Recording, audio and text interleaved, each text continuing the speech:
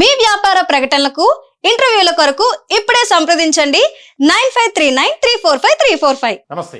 సామాన్యుడి చేతిలో సామాజిక స్థరం నెంబర్ 1 న్యూస్కి స్వాగతం. నేను రవీంద్ర. దేశవ్యాప్తంగా సంచలనం కలిగించినటువంటి కేసు ఆంధ్రప్రదేశ్లో మద్యం కుంభకోణం. దీనికి సంబంధించి చాలా కీలకమైనటువంటి పరిణామాలు చోటు చేసుకుంటున్నాయి. అనేక ఆశ్చర్యకరమైనటువంటి విషయాలు కూడా వెలుగులోకి వస్తున్నాయి. ఇలాంటి సందర్భంలో ఒక కీలకమైనటువంటి విషయం ఏంటంటే, ఎవరైతే ఈ కేసులో A1గా ఉన్నటువంటి రాజ్ కసిరెడ్డి A1గా ఉన్నాడు. ప్రధానమైనటువంటి నిందితుడిగా అతను ఇప్పుడు జైల్లో ఉన్నాడు. ఇటువంటి క్రమంలో తాజాగా 11 కోట్ల రూపాయలు శంషాబాద్ దగ్గర ఉన్నటువంటి ఒక ఫామ్ హౌస్లో దొరకడం, దానికి సంబంధించినటువంటి డబ్బు నాది కాదు అని ఆయన ఒక స్టేట్మెంట్ ఇవ్వటం.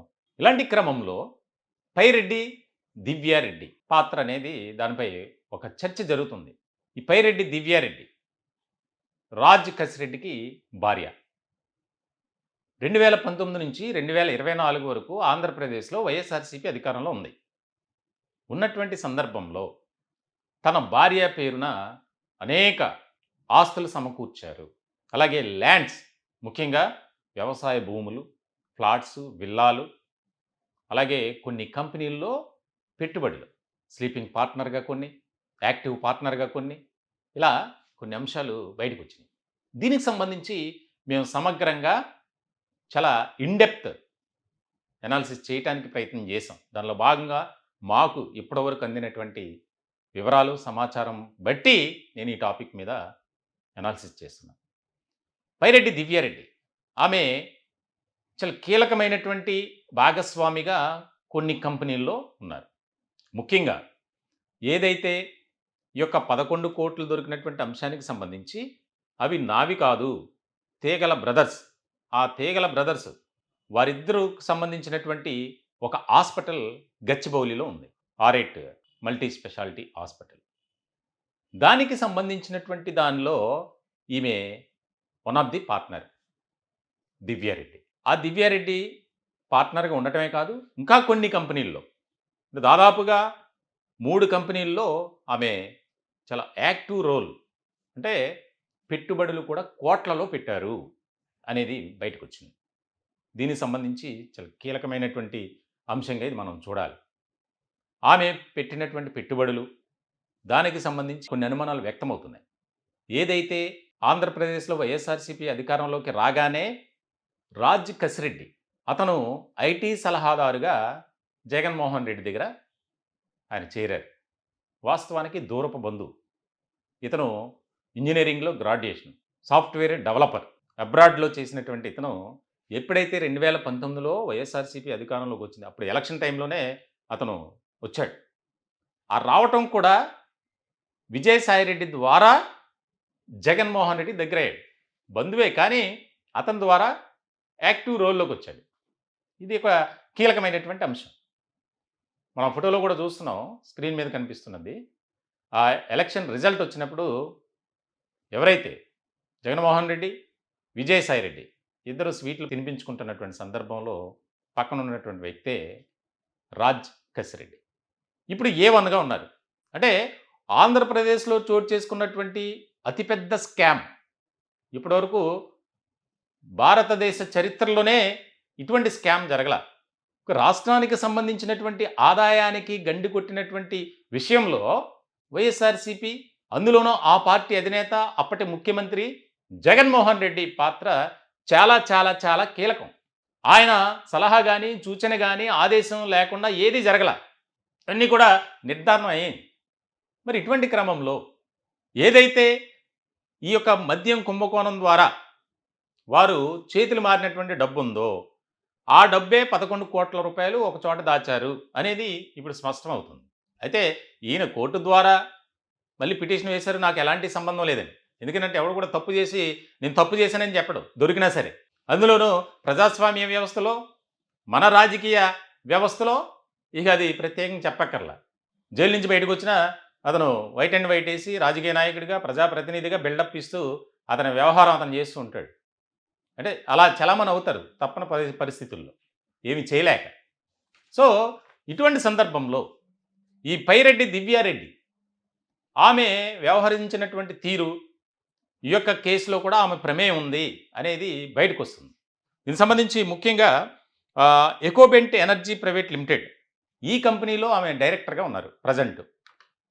అక్టోబర్ 2023 నుంచి, అంటే 19 అక్టోబర్ 2023. అలాగే ఇంకోటి ఎకోబెంట్ మొబిలిటీ ప్రైవేట్ లిమిటెడ్ అడిషనల్ డైరెక్టర్గా ఈ కంపెనీలో ఉన్నారు.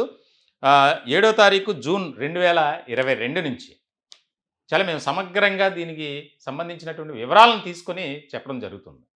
అలాగే ఆర్ఎట్ institute of medical sciences private limited 2022 June 1 నుంచి ఈమె డైరెక్టర్గా ఉన్నారు. మొదట అడిషనల్ డైరెక్టర్గా ఉన్నారు. తమ వాటా పెంచుకొని ఆ హాస్పిటల్లో పెట్టుబడులు పెట్టినటువంటి క్రమంలో గచ్చిబౌలిలో ఉంటుంది సూపర్ స్పెషాలిటీ. అదొక ప్రత్యేకమైనటువంటి భవంతిలాగా ఉంటుంది హాస్పిటల్. హాస్పిటల్కి వెళ్ళాలంటే మినిమం కన్సల్టెన్సీ ఫీజే ₹1000 దగ్గర నుంచే స్టార్ట్. అంటే చూడండి దాని రేంజ్ ఏంటో. ఈ హాస్పిటల్లో ఆమె ఇప్పుడు ప్రజెంట్ డైరెక్టర్గా ఉన్నారు. గతంలో అడిషనల్ డైరెక్టర్గా ఉన్నారు, ఇప్పుడు డైరెక్టర్గా ఉన్నారు. దాదాపు కోట్లాది రూపాయలు ఈ 3 కంపెనీల్లో పెట్టుబడులు పెట్టారు. ఇవి యాక్టివ్గా ఉన్నటువంటి కంపెనీలు. ఇంకా షెల్ కంపెనీలు, అవైతే కోకొల్లలు. ఏదో ఒక కంపెనీ పెట్టడం, దానికి సంబంధించి ఆ కార్యాలయం దగ్గర బోర్డు ఉంటుంది, కానీ లోపల ఏముండదు. ఆ కంపెనీకి నిధులు మళ్లింపు, ఫండ్స్ ట్రాన్స్ఫర్స్ అంటారు, అవి కూడా చాలా ఎక్కువ ఉన్నాయట. దీనికి సంబంధించి ఎందుకనంటే పైరెడ్డి దివ్యారెడ్డి ఆమె ఈ కంపెనీల్లో చాలా యాక్టివ్గా ఉంటూ దీనికి సంబంధించి ఎక్కువగా పెద్ద మొత్తంలో పెట్టుబడులు, ఆమె షేర్ హోల్డర్ ఈ కంపెనీల్లో. అలాగే ఇతను ఎవరైతే రాజ్ కసిరెడ్డి ఉన్నారో ఆ రాజ్ కసిరెడ్డి కూడా కొన్ని కంపెనీల్లో, ఈ కంపెనీల్లో అతను పెట్టుబడి పెట్టాల, తన భార్యతో పెట్టుబడులు పెట్టించాడు. అలాగే అబ్రాడ్లో ఉన్నటువంటి కొన్ని కంపెనీల్లో రాజ్ కసిరెడ్డి డైరెక్ట్గా షేర్ హోల్డర్. దాదాపుగా 12-13 కంపెనీలు అట. వాటిని కూడా వివరాలు లాగుతున్నారు సిట్ అధికారి. అంటే ప్రజల నుంచి దోచుకున్నటువంటి సొమ్మును వారు ఏ రకంగా వాడారు అనేది ఇక్కడ నా ఉద్దేశం, అది చెప్పాలి అని. అంటే ఒక అవినీతి పరుణ్ణి మరొక అవినీతి పరుడు ఇంకొక అవినీతి పరుడికి పరిచయం చేశాడు. ఈ ముగ్గురు కలిపి రాష్ట్రాన్ని దోచుకున్నారు. అది డైరెక్ట్గా చెప్పాలంటే. అంటే ఏ రకంగా అధికారాన్ని అడ్డుపెట్టుకుని అడ్డగోలుగా అక్రమాలకు అవినీతికి పాల్పడ్డారు అనేది. మళ్ళీ 11 కోట్లకు సంబంధించి అది నాకు సంబంధం లేదు. ఈ హాస్పిటల్కి సంబంధించినటువంటి ఆ యొక్క ఓనర్స్ ఎవరైతే ఉన్నారో తేగల బ్రదర్స్, వారికి సంబంధించినటువంటి డబ్బు అని. ఆ డబ్బును అంతా అలా ఎందుకు దాస్తారు? చాలా కీలకమైనటువంటి పరిణామంగా మారింది. ఇప్పుడు పైరెడ్డి దివ్యారెడ్డి ఎవరైతే రాజ్ కసిరెడ్డి భార్య ఉన్నారో ఆమె వ్యవహారంపై కూడా అనుమానాలు వ్యక్తం చేసిన సిట్ ఆమెను కూడా విచారించాలనే ఆలోచనలు ఉన్నారు. దీనికి సంబంధించి త్వరలోనే నోటీస్ ఇచ్చి ఆమె నుంచి కూడా స్టేట్మెంట్ తీసుకుంటారు. ఎందుకనంటే చాలా దారుణమైనటువంటి పరిస్థితులు. 3,000 కోట్ల రూపాయలు, ఇంకా ఎక్కువే, రాష్ట్రానికి సంబంధించినటువంటి ప్రధానమైనటువంటి ఆదాయ వనరు అది ఎక్సైజ్ డిపార్ట్మెంట్. దానికి సంబంధించి పాలసీని మార్చడం, ఇష్టారాజ్యంగా వ్యవహరించడం, అప్పటి వరకు ఉన్నటువంటి బ్రాండ్స్ని క్యాన్సిల్ చేసి వారికి అనుకూలంగా ఉన్నటువంటి కంపెనీలకు సంబంధించి వారు తయారు చేసే మద్యాన్ని రాష్ట్ర వ్యాప్తంగా సరఫరా చేయటం. చాలా మంచి మద్యం, దీన్ని తాగటం వల్ల ఆరోగ్యమే కానీ అనారోగ్యం కలగదు అని మళ్ళీ ప్రచారాలు. కానీ ఎంతమంది చనిపోయారో మనకు తెలుసు. చీప్ లిక్కర్ తాగి నాసిరకం మద్యం సేవించి.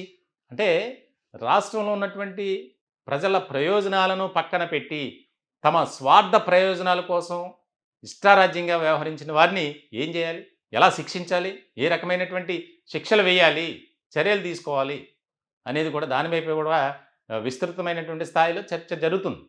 మొత్తానికైతే పైరెడ్డి దివ్యారెడ్డి ఆమె కూడా ఈ లిక్కర్ స్కామ్లో కేసులో నిందితురాలే అనేది ఎక్కువగా వినిపిస్తుంది. రాష్ట్ర రాజకీయ వర్గాల్లో చర్చ జరుగుతుంది.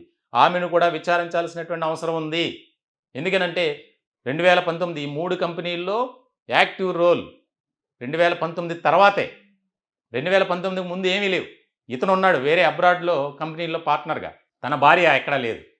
అంటే 2019లో వైఎస్ఆర్సీపీ రాష్ట్రంలో అధికారంలోకి రాగానే ఇక ఎవరి స్థాయిలో వారు రెచ్చిపోయారు, కొల్లగొట్టారు.